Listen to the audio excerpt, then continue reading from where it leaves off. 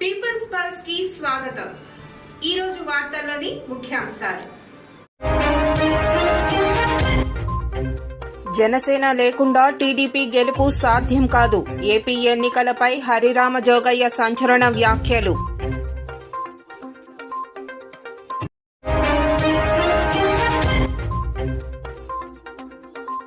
ఉత్తరాఖండ్ అసెంబ్లీలో ఉమ్మడి పౌర స్మృతి బిల్లు.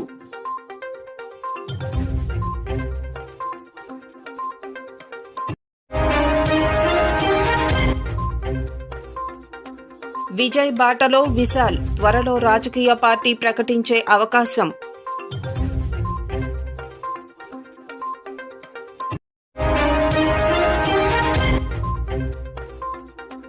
మే నాటికి భారత బలగాలు వెనక్కి, మాల్దీవుల అధ్యక్షుడు ముయిజ్జు.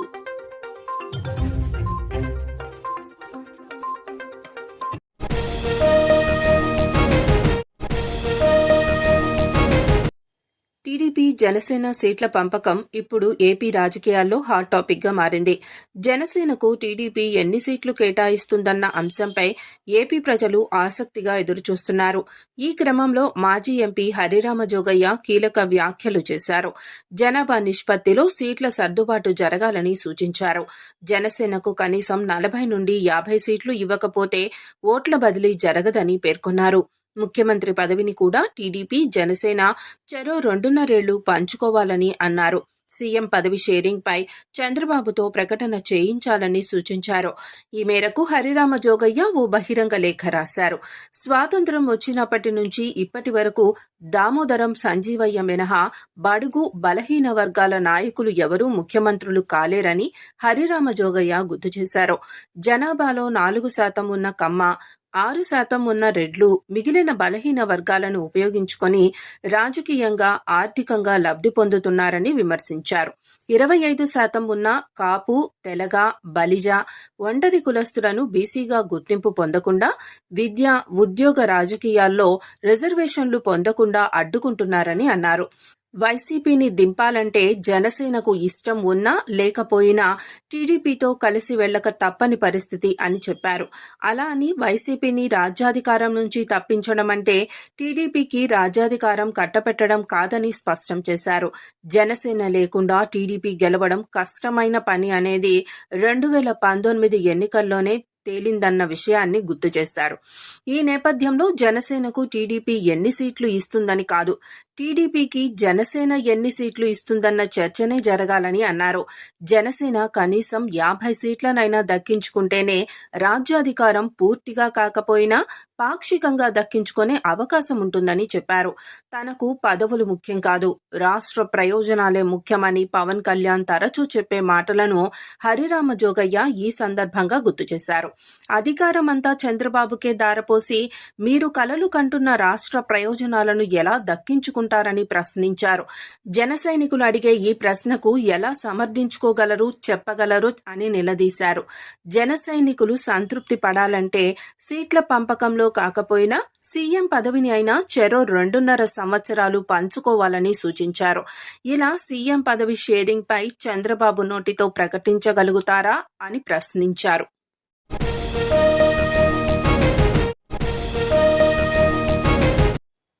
ఇటీవల హైడ్రామా నడుమ జరిగిన చండీగఢ్ మేయర్ ఎన్నికల తీరుపై సుప్రీంకోర్టు సోమవారం తీవ్ర దిగ్భ్రాంతి వ్యక్తం చేసింది. ఎన్నికల నిర్వహణ, కౌంటింగ్ సమయంలో ప్రిసైడింగ్ అధికారి వ్యవహరించిన తీరును తీవ్రంగా తప్పుపట్టింది. ప్రిసైడింగ్ అధికారి బ్యాలెట్ పత్రాలపై ఏదో రాసి వాటిని పాడు చేసినట్లు ఎన్నికల ప్రక్రియ వీడియోను చూస్తే స్పష్టమవుతుందని పేర్కొన్నది. ఎన్నికల వ్యవస్థను అపహాస్యం చేశారని, ప్రజాస్వామ్యాన్నే ఖూనీ చేశారంటూ తీవ్ర వ్యాఖ్యలు చేసింది.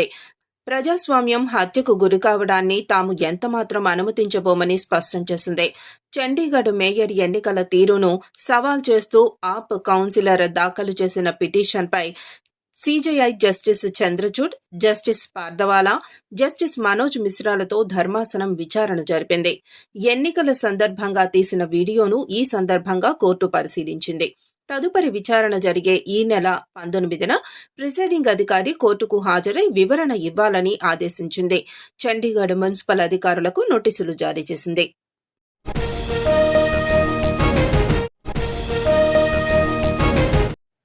తమిళ స్టార్ హీరో దళపతి విజయ్ రాజకీయ రంగ ప్రవేశం చేసిన విషయం తెలిసిందే.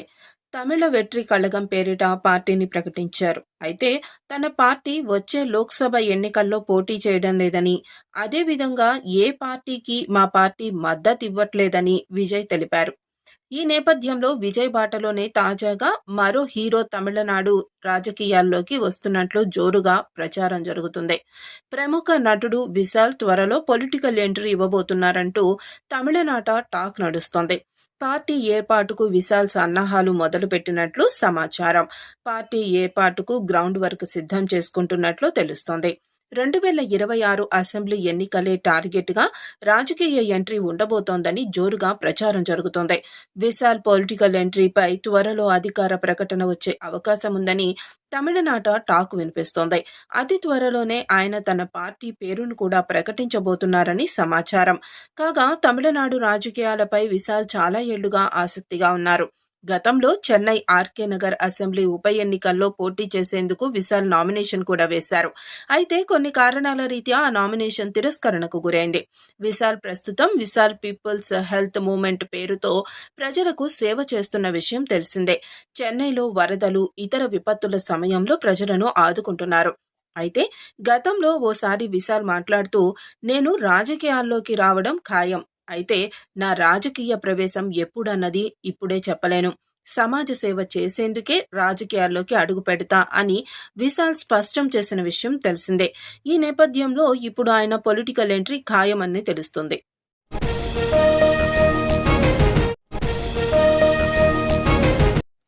ఈ ఏడాది మే 10 నాటికి తమ దేశంలోని భారత బలగాలను వెనక్కు పంపిస్తామని మాల్దీవుల అధ్యక్షుడు మహ్మద్ ముయిజ్జు పేర్కొన్నారు.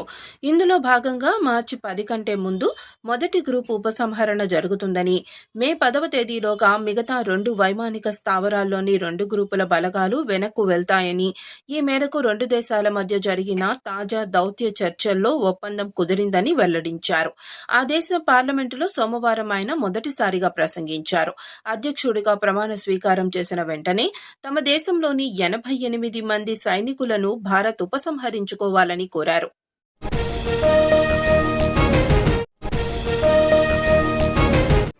వార్తలు ఇంతటితో సమాప్తం. చూస్తూనే ఉండండి పీపుల్స్ పల్స్. సామాన్య ప్రజల గుండె సవ్వడి, ప్రజానాడి.